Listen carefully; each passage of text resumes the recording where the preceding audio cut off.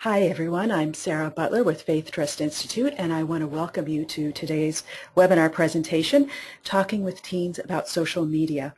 I'll introduce our presenter in just a moment, but first I want to go through some technical details. First of all, you should be able to hear me through your phone or your headphones or speakers, and you should see the technical information slide on your screen. If you're having problems with the sound, I recommend that you check that your speakers or headset are plugged in and that your volume is turned up. And if you're having other problems, I recommend you exit the webinar, return to the link in the email, and then try to connect again. We welcome your questions as we go through the presentation, and if you will submit them using the question box on the right side of your screen, I'll hold on to those until the question and answer session at the end of the presentation. The slides that you see on your screen today will be emailed to you as a PDF, so you'll have them as a resource. And lastly, we're recording this webinar to make it available on our website for those who can't join the live session. So we welcome those who might be listening sometime in the future. We want to thank the In Faith Community Foundation for sponsoring this webinar. They're sponsoring a series of 12 in 2015 as part of their Ending Family Violence initiative. They've sponsored dozens of webinars in the past few years, and you can find recordings of many of those on our website. Please visit infaithfound.org to find out all the other great work they're doing, and we thank them for their sponsorship. They're a great partner. Our presenter today is Lydia Mulkey. She is the Youth Ministry Director for the Community Church of Sebastopol, UCC, and will complete her Master of Divinity at the Pacific School of Religion in May of 2015. She served in children and youth ministry at churches in the Bay Area, Los Angeles, and in Tennessee. She also serves as the Outdoor Ministries Committee for the Northern California Nevada Conference of the United Church of Christ.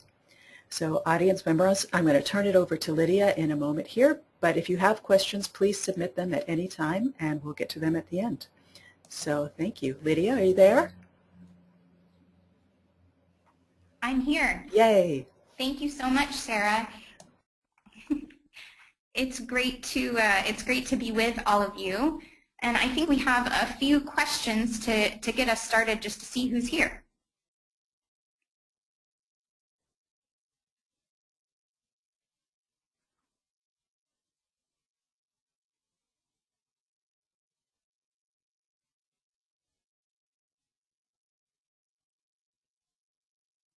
All right, if everyone can make sure that they have checked one on the poll that's on your screen.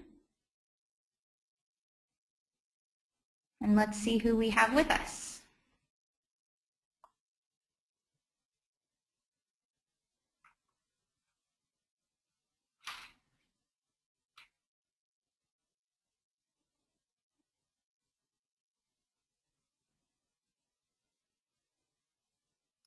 Okay, Sarah, do we have the results?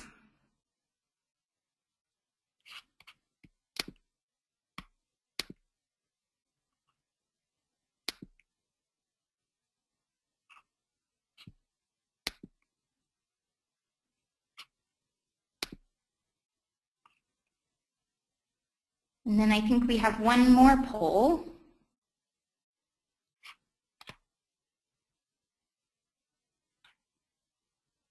Asking how long you've worked with teens, so if you'll check one of those.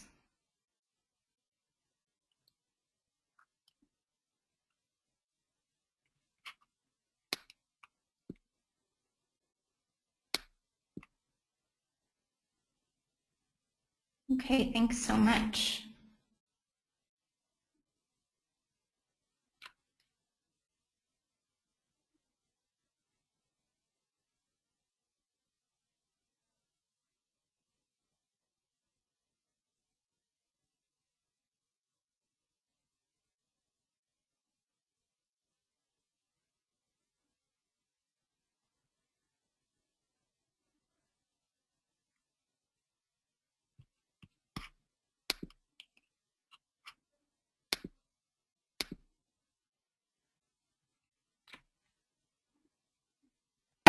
Sorry, folks. Looks like we're having some technical problems with my microphone. I apologize. So for that poll, 33% of you have worked with teens more than 10 years, 33% 1 to 5 years, and 22% 5 to 10. Great.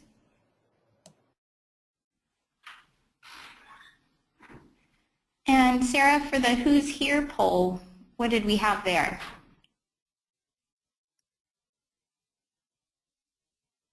Sorry, I was chatting away and no one could hear me. 44% teen program personnel, 44% advocate, 22% youth minister, and 11% parent. Great. Well, thank you all so much for being here, and I'm really grateful to be able to talk about social media and teens. It sounds like we have a great group with us. I wanted to start by saying that social media is an ever-changing landscape, and so there's really no such thing as an expert here because we're all learning together. I can imagine that as we speak, there is someone who is designing the next social media platform. So this is constantly changing. But for most of our teens, this really is the air they breathe. So it's a really important conversation for us to be having. A majority of teens are using social media daily. You can see from the graph on your screen that 67% of teens are daily users. And when we isolate just our older teens, that number goes up. Now, these numbers are the most recent and reliable that I have, but we can imagine that in the 3 years since, those numbers have probably increased. As people who didn't grow up in the age of social media, some of us look at the inherent risks and we want to run away scared. Now, I'm in an in-between place. The internet wasn't a part of my childhood, so I'm not an online native. But the internet did enter my adolescence. And even though they say a lady never reveals her age, you can probably approximate mine now. But I remember learning what the internet was in high school. A teacher told us that she'd heard we could find information about our subject matter on the internet. But when we asked how to get to the internet, she didn't know. And she struggled to write what I now know was a web address on the board. She slowly said, as she wrote HTTP,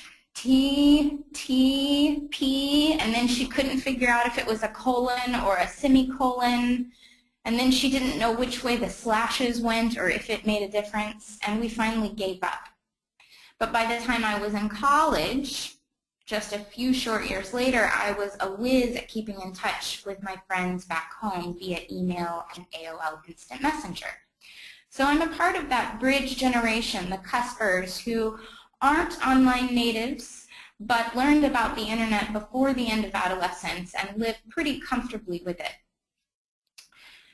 Changes to the way that we use the internet and social media have moved so rapidly that for many of us it can be challenging to keep up and easy for us to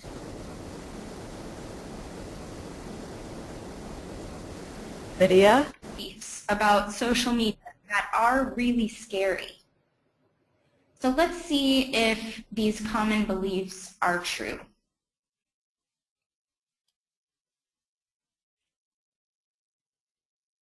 Here you'll see a list of these, and we're going to walk through each of these beliefs and see what some research is saying about these. Let's start with social media causing unprecedented rates of depression.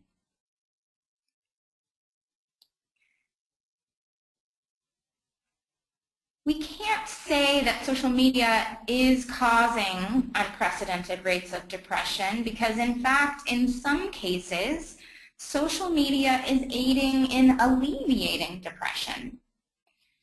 In one study where patients were prescribed internet use as a form of therapy, their loneliness and depression decreased and their sense of support and self-esteem increased. Just this week, I saw one of my own teens who does struggle with depression reach out on social media to say he was having a rough time. And within minutes, he had a team of people assembled there in the comments telling him that they cared about him and that they had a hug for him the next time they saw him. And this is a fairly regular occurrence with the teens I know. So when used in healthy ways, social media can be a place where teens gain the social support that they need. Let's look at the next one. Social media is just another place for teens to bully one another. Well, first let's look at whether teens are having positive or negative experiences online. More than half say that they've had an experience that makes them feel good about themselves online. And then when we look at bullying, we see that most of it is still happening in person. And that's not to say that any bullying online is okay, but it's good for us to remember that social media is not the primary place where bullying is taking place. Let's look at the next one. Social media is replacing real human contact for teens. Many teens will readily admit that they prefer face-to-face communication over any other kind of communication, saying that it's more fun and you can understand what people mean better. This is not to say that kids don't sometimes need our help to get off of their electronic devices. It's just that whether they can find the willpower to do it or not, they know that face-to-face interaction meets a deep human need that they really do have, just like the rest of us. When we first got to know social media, it meant sitting at a computer. And if that's how teens today were using social media, it would be frightening to know how much time kids spend on Facebook and Instagram. But that's not what social media looks like in 2015. Social media today means that your phone vibrates in your pocket, you see that your friend just won a basketball game, you click like, and you put your phone back in your pocket. It's not a separate activity in our teens' lives. It's just a part of life. Now, for the kids who never put the phone back in their pocket, they may be really grateful when we give them that reminder to put the phone away. For example, on the first day of camp with our high schoolers in the summer, we ask for all their electronic devices. We put their names on them and promise to give them back when their parents pick them up. This is torturous at first for some of our kids, and they hate having their phones taken away on the first day. It's like stealing a toddler's blankie. But on the last day of camp, inevitably, campers will say, I wish I had more time without my phone. This was so amazing to be with my friends. And inevitably, some of them will have forgotten about their phones and won't even care about them on the last day. There are always a few who have to be reminded to get their phone back at checkout. So teens do want human contact, and they do want face-to-face contact. And yes, there are some dangers with becoming addicted to social media, but more often than not, our teens are not using social media as a full replacement for real human contact. Let's look at our next common belief. Social media is exposing teens to dangerous strangers. Well, when 70% of teens are Facebook friends with a parent, we can imagine that social media has probably become a bit safer when it comes to strangers.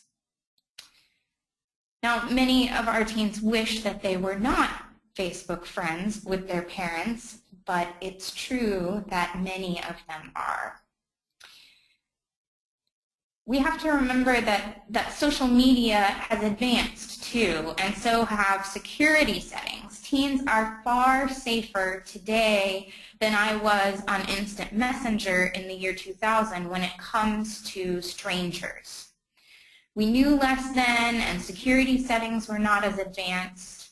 And I remember talking to strangers online because no one had ever talked to me about the potential danger. We really weren't sure about those dangers yet. But now kids are more savvy, and so are social media designers, and we are talking about this danger all the time. And even though it seems like we're always talking about stranger danger, we know that if a teen is going to experience violence or abuse, it is most likely to happen at the hands of someone that she knows. So when we're talking about preventing violence, we need to think more about the social circle than we do about strangers. So, now that we've gone through these common beliefs, and we have said that they are all false, you may be thinking, great, social media is safe now. We could just call it a day. Well, that's not true either. Although many teens use social media in healthy and safe ways, social media can be misused, and it can lead to unhealthy behaviors. We know that unhealthy use of social media can lead to depression. It can lead to increased bullying. It can expose teens to various kinds of danger. It doesn't always, but it can. So now that we've debunked the myths that all social media is dangerous for teens, and we understand that there is such a thing as healthy use of social media, let's take an honest look at the real potential risks. We'll start with digital abuse. And this may be a new term for some of you. It's the use of technologies such as texting and social networking to bully, harass, stalk, or intimidate. Often this behavior is a form of verbal or emotional abuse perpetrated online. Another word you may have heard is cyberbullying, and this is one aspect of digital abuse. This digital abuse offers another avenue for teen dating violence. It's Teen Dating Violence Awareness Month right now, and you are on this call, so it's likely that you are familiar with it, but it's important for all of us to take a moment and review what it is. So I'm going to read you the definition of teen dating violence because I think it's a really important reminder. Dating violence refers to a pattern of actual or threatened acts of physical, sexual, and/or emotional abuse perpetrated by an adolescent against a current or former dating partner. Abuse may include insults, coercion, social sabotage, sexual harassment, threats, and/or acts of physical or sexual abuse. The abusive teen uses this pattern of violent and coercive behavior in a heterosexual or homosexual dating relationship in order to gain power and maintain control over the dating partner. And 9.8% of high school students reported being hit, slapped, or physically hurt on purpose by their boyfriend or girlfriend in a 12-month period prior to a study that was done by the CDC.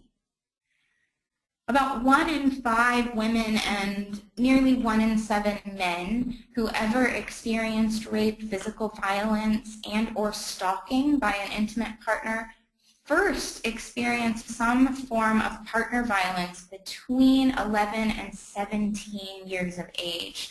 So this is a really critical time that we're talking about.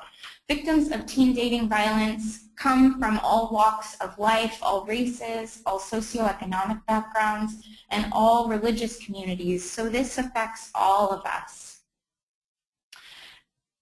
And it's important that we remember that teen girls who are experiencing dating violence are at increased risk for any number of self-harming behaviors, including suicide. So teen dating violence is indeed something that we all need to be aware of. So what happens when we mix the risks of social media and teen dating violence? In many ways, the risk of social media as it relates to teen dating violence is that it offers another place where a partner can shame, embarrass, humiliate, berate, insult, ignore, control, or otherwise abuse a partner. It's not that social media is more dangerous as a platform. It's just that it is another platform. It provides one more outlet for an abuser to exhibit power and control. And digital abuse can contribute to increased physical abuse. So let's look at another risk when it comes to social media, a related risk, privacy. On social media, personal communications can be copied into a public forum. So I may send a message to one person, but that could easily be copied into a tweet by a partner who wants to humiliate me. It could be copied into any number of forums that are very public. Photos could get shared without consent. And this is a particular concern with sex. In case you aren't familiar with sexting, a sext is a sexually explicit photo sent via text messaging. Most sexting is being done by people in their 20s, not by teens, but some teens are engaging in this. I don't know how many movies or TV shows about teenagers that you've watched lately, but you can take your pick from several in which a sext gets sent to a partner who brags by sending it to a friend who sends it on from there until it reaches the hands of someone who wants to be malicious and sends it to the whole school, or worse, posts it on the internet. So privacy is an important conversation to have with teens. And first, we need to educate ourselves about privacy settings on social media sites, because each site has different privacy settings. Often, students need a reminder that they can choose privacy settings like not revealing their location, or they have the option to approve or disapprove before they get tagged in a photo. So we need to talk honestly with our teens about the risks to their privacy while keeping in mind the many benefits of this social media. And when we're talking about privacy, one big area of concern, I think, is breakups. Breakups can become particularly public and humiliating when they play out on social media. And for those of us who are in ministry, I think this is a particular concern in pastoral care for our teens who are going through a breakup. This adds a dimension of difficulty to an already really painful situation for teens. In addition to just making a breakup more public, social media can also facilitate controlling behaviors by the partner who feels they've been dumped. Sometimes we as youth workers will be able to spot controlling behaviors online after a breakup. And this is something we should be keeping our eyes out for. For teens, peer relationships are so incredibly important. These relationships are a teenager's world. And with social media, when privacy is not attended to, or when any of these other risks come into play, the teen's entire world can be threatened. So it's important for us not to take this lightly. If you can threaten a teen's relationships, you have a huge amount of power over that teen. So it's important for us to look at controlling behaviors on social media and really have an eye out for them. A partner could do what's often called Facebook stalking, looking at everything that is posted or commented on, really keeping track. They could monitor cell phone usage, and they could constantly post or message. Now, a teen in my youth group recently pointed out to me that it's on social media that an abusive relationship is most likely to get exposed and called out. So we can watch for and question behavior that looks dangerous, and it's important that we do that.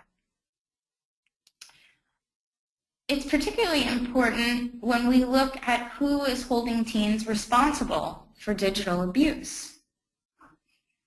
School districts aren't typically liable for bullying that happens online, and exclusion can be pronounced on social media sites. So that keeps teens from being held responsible, and that's just the legal side. There's also moral responsibility. If someone is calling your teen derogatory names online, and her friends are too scared to say something, and her parents don't know about it, and her school doesn't have the authority to do anything, you are the good Samaritan in that story. You're the one with eyes to see it, and you may be the only one who is going to say anything about it. And we know that sometimes teens can fail to see controlling behavior and really see it as it's just something he does because he loves me. So this is a really important conversation for us to have. And in having this conversation, we are creating a safe space. In order for teens to seek help in dealing with the abuse that they experience in dating relationships, they need safe and trusted adults around them. So those of us who work with youth need clear boundaries, and you need an understanding of how your teens use social media. All the statistics in the world will not replace real knowledge of your teens and how they use social media. This is going to vary from group to group, from area to area, and from teen to teen. Let me tell you a little bit about my teens just as an example. So through our camping ministry, I work with teens from all over Northern California. Some of them have their iPhone 6 and they are on it all day long. And some of them may have a flip phone for emergencies. Some of them want everything, all the communication to happen online. And some of them feel uncomfortable when when we as adults try to be cool and use social media, often because they don't have the same kind of access to social media that their peers have. Also, trends in social media about which sites are used move differently through different communities. And that can be a result of cultural differences, of socioeconomic differences. A good example, I currently serve in a community where the median income is about $68,000 per family. Now before that, I served in a community where the median income was about $150,000 per family. That's a big difference, and it makes a big difference when it comes to social media. In my previous community, I relied more heavily on group text messaging, and many of my kids really appreciated that because they were on their phones, but they weren't on Facebook very much, and they would say that they had kind of moved on from Facebook. So a kind of cultural trend there in addition to an economic reality. In my current community, my teens really like Facebook. Some of them don't have phones at all, so they really would rather I didn't use group texts. Some of them don't have good cell reception at their homes because we're in a more rural area. So there are many factors that are going into how my teens are using social media. And I give you this example just to show you how important it is to talk with your teens. Because no two groups or even two kids are going to feel exactly the same about social media. So based on what you learn about your group, it's important to create some policy guidelines on conduct with teens on social media. And if you're interested in looking at the details of putting together a policy, please let us know. In the survey that you take at the end, there'll be an option for you to let us know about that, and we can look into a future conversation. It would take the whole time for us to go into creating a social media policy today. So just remember that it's incredibly important, and we'd love to talk about it in the future. And finally, as we've been working toward today, we need an understanding of social media risks and digital abuse in order to create a safe space for teens. So we've seen that the risks are real, but so are the benefits. Teens can improve their social support system and relationships, and those are so key to a teen's mental, emotional, spiritual, and even physical health. Online, teens can find resources and support if they're experiencing dating violence or other abuse. And in situations where our local communities may lack resources, the internet can be a lifeline for a teen in crisis. So we want to be a part of that support system and bring those resources forward for our teens. Now let's move on and look at current use of social media by teens, remembering that there's no substitute for knowing what social media platforms your particular teens are using, but these will help us to have a conversation. Now let's also remember that this information is a few years old and social media use changes so fast. You can look at the huge changes in these numbers just in the span of 1 year.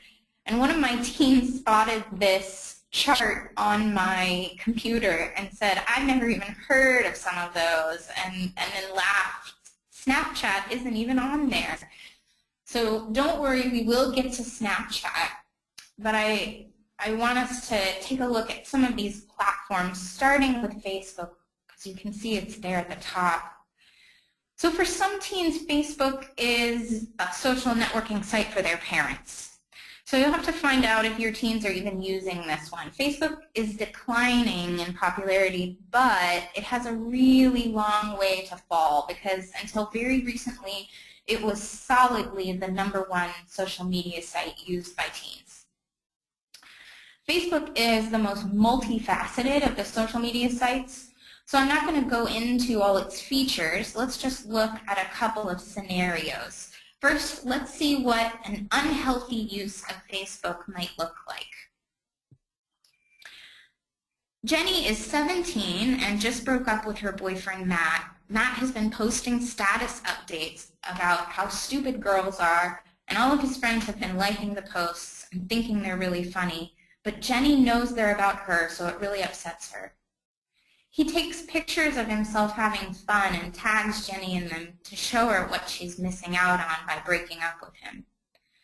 Matt has also been using Facebook Messenger, where he can send private messages to Jenny and harass her. Each time he sends a message, she gets a notification, and it's starting to really upset her, and he just won't stop. So finally she blocked him, so now he can't message her. But she's heard from her friends that now he's posting mean things about her that she can't see. So in this story, you hear some of the potential risks on Facebook. People can be tagged without wanting to be tagged. There are settings that will prohibit that. And there's good potential for controlling behaviors, especially with Messenger on Facebook. Now let's look at another scenario that demonstrates a healthier use of Facebook.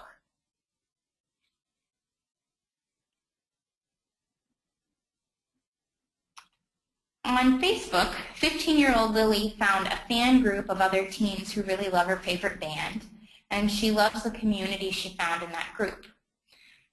Sometimes she'll message with her friends after school, and they help each other with homework that way.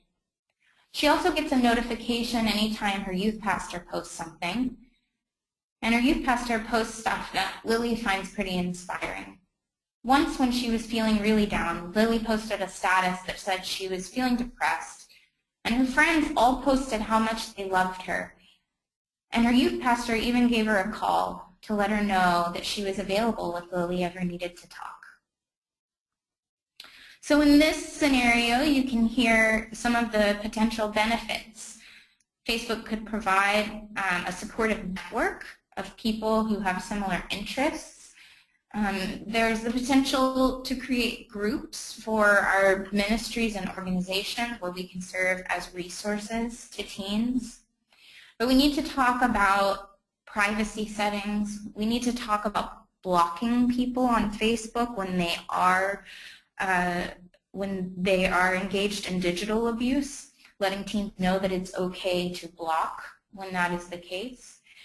And we need to model healthy use of Facebook, posting things that serve as resources and really using clear boundaries and showing that it's okay to have boundaries. Let's look now at Twitter. On Twitter, you have a limited number of characters that you can post at a time, and you can tag other people in your post or connect your post to a group of posts about a similar thing using a hashtag. So for example, I could say, everybody go on Twitter right now and post something that includes hashtag teen webinar, and then I could go on Twitter and see everything that was posted with that hashtag. And then I'd know what you really thought about the webinar too. So Twitter is used by many teens like an announcer in the press box at a game. They're letting you know what's happening right now. You may have heard of live tweeting, where someone literally gives an in-the-moment play-by-play of a situation. So tweets are really short and in the moment. An unhealthy use of Twitter might look like this scenario. Lisa has 1,000 followers on Twitter. Most of them just sent her a request and she said yes. Whenever she leaves one place and goes to the next, she tweets. And today she said, breakfast at Starbucks with mom, heading to school now, Lane. In first period, she tweeted that Mr. Manning had on mismatched socks, probably because he can't see. Then she tweeted, I wish Mr. Manning would go back into the hospital so this class could be over. Most of the kids at Lisa's school get her tweets, and they told Mr. Manning, who had recently been sick, he was really hurt, and many of the kids thought that she had really gone too far. She was disciplined by the school, but worse, she was ostracized by her friends. So in this scenario, we hear some particular risks. First, fewer teens use privacy settings on Twitter. And second, because tweets are really quick and in the moment, it can be easy to use poor judgment. So now let's look at a scenario where Twitter is used in a healthy way.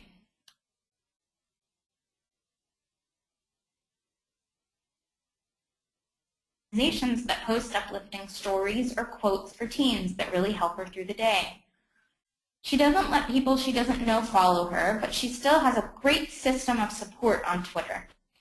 One night on her way home from the football game, she got a flat tire and didn't know what to do. This had never happened before. She was on a really dark street and was scared to get out of the car. She felt really unsafe. She tried to call her parents over and over and got no answer. She called everyone she could think of.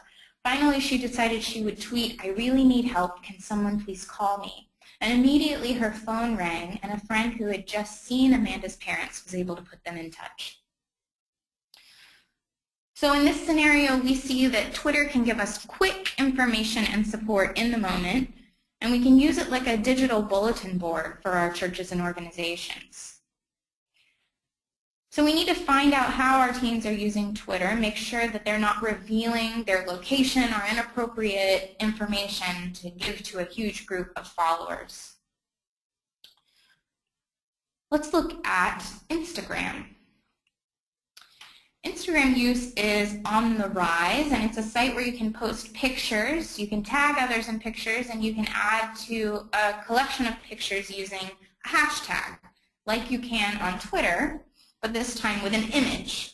So I could tell you to take a picture of yourself listening to this webinar, go on Instagram, and post that picture with hashtag teen webinar, or whatever we decided our hashtag would be, and then I could see all of your faces right now listening to this. That would probably be really cool, and we would all feel really connected. So you can see the benefits here. Instagram lets you see what someone else is seeing in the moment and provides a connection that's somehow different than reading words. And it can become like a visual diary for teens. So let's have another scenario. Here's an unhealthy use of Instagram. Jimmy is dating Maria. Jimmy and Maria went to a concert last night, and Jimmy took picture after picture. They had a great time. When Maria got home, she looked at Instagram and saw that Jimmy had posted and tagged her in pictures that she did not want posted. Tons of people had commented on one particular picture saying that Maria looked drunk, even though she wasn't. She was really embarrassed and angry with Jimmy because he didn't ask her permission to post the pictures. So in this scenario, we see some risks.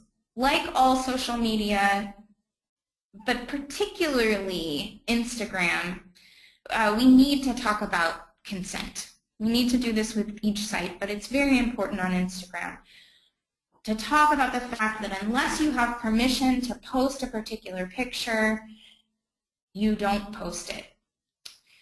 This is important when we're taking pictures at youth events and we have kids who may be in custody battles or who've experienced being stalked by an abuser. So here's a healthy use of Instagram. Sophia grew up in church and had really close bonds with everyone there. She even had a boyfriend in the youth group, and they were having a great time dating. In the middle of her 10th grade year, her dad got a new job out of state. She was devastated. She had to break up with her boyfriend and leave everything familiar. After a few months, her dad called the pastor at their old church to talk about how hard the move had been on Sophia, and he worried that she was truly depressed. He didn't know what to do. The pastor prayed with Sophia's dad and decided that she would do something to cheer Sophia up. The youth group mailed a picture of themselves to Sophia, an 8x10, and had an 8x10 picture of Sophia printed. The next day they started taking pictures with the 8x10 that they called Flat Sophia, and they posted each one to Instagram. They took pictures eating ice cream with Flat Sophia at the ice cream shop in town, at the movie theater, everywhere. And the picture of the youth group that was sent to Sophia came with a letter that said, "Show us around your new town." Sophia started exploring all the great things that she could show her old friends and posting the pictures on Instagram. Before she knew it, she'd found that there actually was a lot to love about her new home. So in this scenario, we see that there are real benefits to Instagram, that it can create a sense of connection and belonging. But we need to talk about consent, and we need to talk about privacy. And just as a side note, there are so many great ways to use Instagram in working with youth. You can do a photo scavenger hunt. You can create a hashtag for your events so that all the photos will be accessible. And you can be on the lookout on Instagram and really be a resource for your teens. Okay, our final social media platform, Snapchat. It's the newest and it's growing the fastest. And because I know so little, I'm going to be very honest with you and tell you that I am still working out how to be on Snapchat. I know that in time I'm going to find what those healthy boundaries are, but full disclosure, this is new and I'm still working on it. So let's talk about it. Snapchat lets you send a picture or video that can be seen for a limited amount of time, and you decide how long that will be. Teens love it because it's fun and it's low pressure. One of my girls said that she likes Snapchat because you don't worry about how you look or stress about the picture like you do on Instagram. So according to my teens, Snapchat is silly, Instagram is serious, and Facebook is really, really serious. So I love the way my kids are using Snapchat, but I'm still concerned, and here's why. Pictures disappear, meaning you may put something up that you don't think through, because it's going to disappear in a few seconds, right? Well, maybe not. It's somewhere out there forever and ever, and someone may be able to find it.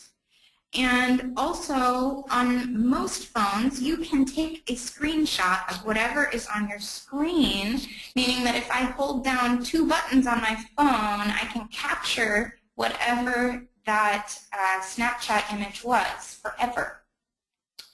So teens really do need to be cautious because there's no guarantee that these pictures will disappear forever. And there's another concern that if, let's say someone sends one of my teens a nude picture to harass her and then denies it, we may not be able to easily obtain proof that that ever happened. And on the flip side, if a teen accuses you of harassing her on Snapchat, it would be very difficult to have any proof as to whether that did or did not happen. So with all of that said, I love how silly my teens are being on Snapchat and how much fun they're having with it. They send pictures of the fun stuff that we do at youth group to kids who aren't there. They make birthday videos for each other. It's great. So now our job is to figure out those boundaries, and I've given you a resource there that I think is a good start on thinking about that. And another good start is to talk to your teens, of course.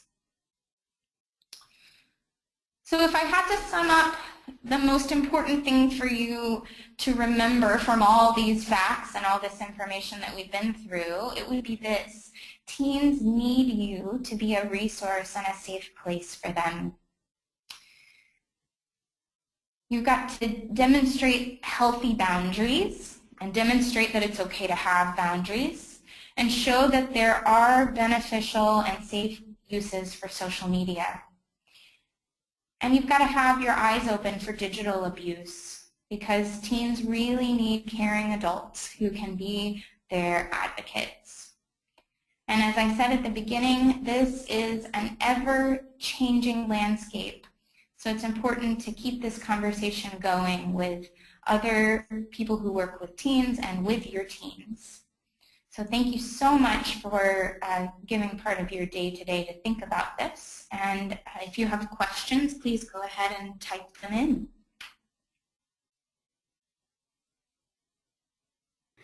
Hi, everybody. So I just want to let you know that you will be receiving this PDF of the PowerPoint. So there are a bunch of resources that Lydia has put together here, resources for teens, as well as resources for parents, teachers, ministers. So I think that these are all good places to start with that. And if you have questions, this is a great time to go ahead and submit them. I would be curious to know if anyone has had any experiences that they think are either really wonderful in terms of social media and teens or things that really have raised red flags or have been serious problems. I think Lydia gave us some good examples. So Lydia, obviously Snapchat, people are talking about it, thinking about it, you're still nervous about it. What are some of the, I mean, you talked about the kids being silly and having fun, but do you see any uses in terms of what am I trying to say? Kids kind of supporting each other. I mean, you talked about the Good Samaritan. It seems like a way that kids can support each other. I think that's right. I think that there are ways that teens are using Snapchat to support each other. Part of that is that playful nature of Snapchat. I know that sometimes we've been out doing something really fun, and maybe one of our teens is homesick or can't be there for some reason, and a fun Snapchat video has gone to that teen. I think as far as being a good Samaritan on Snapchat, it can be harder because if you are being harassed on Snapchat, it's possible that, or it's likely that no one else is seeing that. But I think it's important that we open up the conversation and invite teens to be in conversation with each other about how Snapchat is being used. Yeah, obviously, it's a good place to start having some interesting conversations. Now, I know that you grew up with the internet and social media. I wonder if, having spoken with people who are perhaps a little older than you, if there's been a difference in the way that they view their interactions with teens, not just the format, but it's the kind of always having access, always being available or around, or again, those healthy boundary questions that come up all the time that we're always grappling with. Any insights you've had from people who've been in the field a little longer?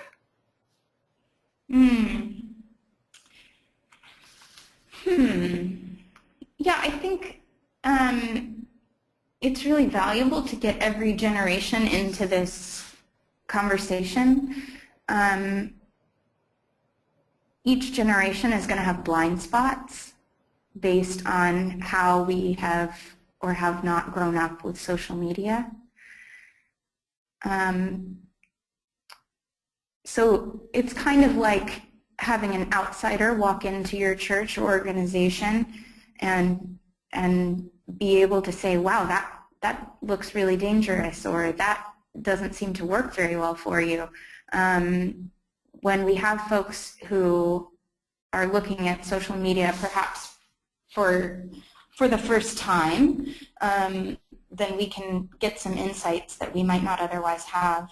I just think it's important that each generation be in conversation and listen to one another, because the opposite can also be true. We can be frightened and not see the benefits, or not see that the safety measures there are safety measures in place that we don't know about yet. So it's important to keep those lines of communication open between the generations. That was a lovely answer to a very all-over question, so I appreciate that. So do you have any final words you'd like to say? We're about to wrap up here. Well, I'm really grateful for the opportunity to talk about this, and I'm grateful that you were all on the call, and I hope that this conversation can continue. We'll have a new social media site to talk about, I'm sure, in the next few months. So I look forward to being in touch, and thank you all so much for being a part of the webinar. Yeah, wonderful. I thank you so much, Lydia, and I want to thank everyone for joining us, and also the In Faith Community Foundation, who sponsors today's webinar. I will send you all the PDFs of the presentation documents today, and like Lydia said, we've been in conversation about having a webinar about creating social media policy within congregations, and if that's something you're interested in, please let us know. And you will receive a survey when you close the window, so if you just take a moment and fill out some of those questions, it would really help us out, your feedback, ideas. And you can find more information about our upcoming webinars at faithtrustinstitute.org. That concludes today's presentation, so thank you everyone for joining us. And thank you, Lydia. Thank you.